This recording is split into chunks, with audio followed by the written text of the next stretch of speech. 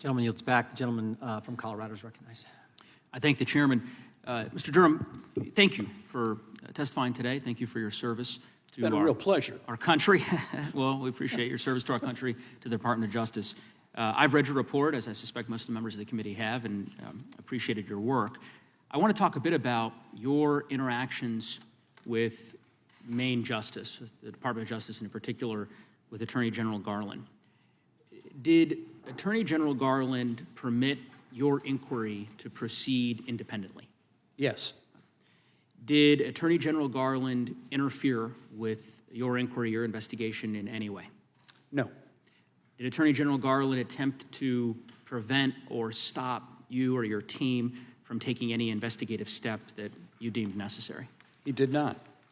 Did Attorney General Garland provide support to your efforts? In terms of occasionally we would need some additional personnel. In a couple of instances, we had a person that was detailed from Maine Justice.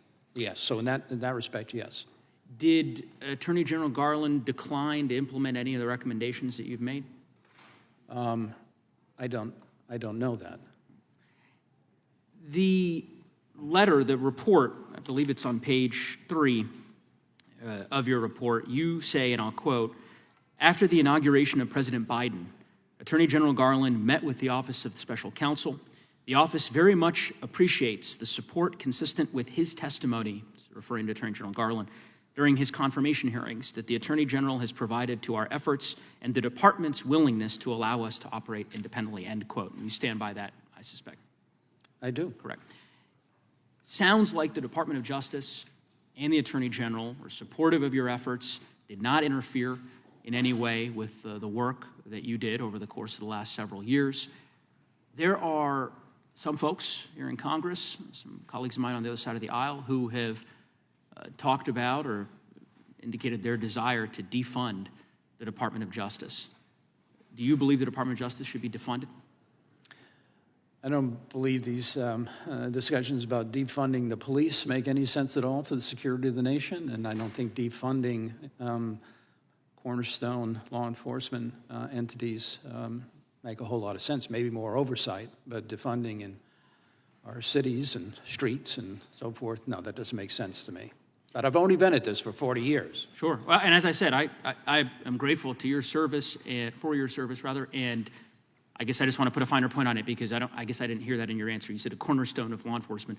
I take that you mean the Department of Justice. The Department of Justice obviously should not be defunded, right? You've committed your career to the Department of Justice. You were a former U.S. attorney, a former acting U.S. attorney, 35 years as an assistant U.S. attorney. You have a decorated record of service to the department. I'm hoping you're willing to say on the record clearly that you don't believe the department should be defunded. I don't believe the Department of Justice or the FBI should be defunded. I think there ought to be some changes and the like, but defunded, no. Thank you. And I appreciate your candor. And I agree with you.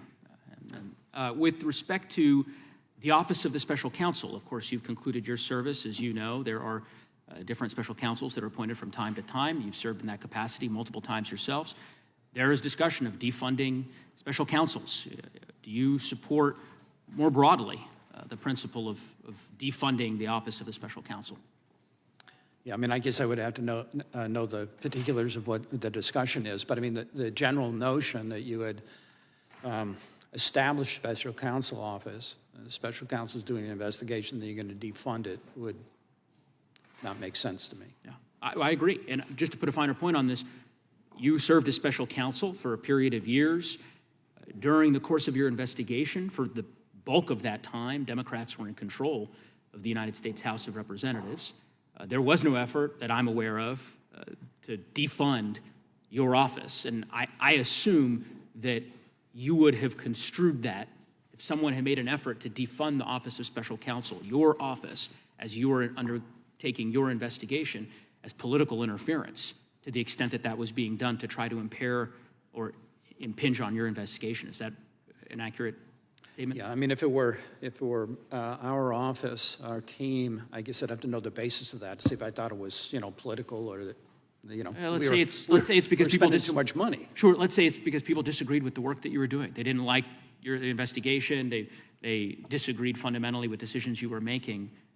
I presume you would construe that as political interference. Special counsel should operate independently. That's the whole purpose of special counsel, so. I certainly agree. And again, I thank you for being here. I yield back, Mr. Chairman.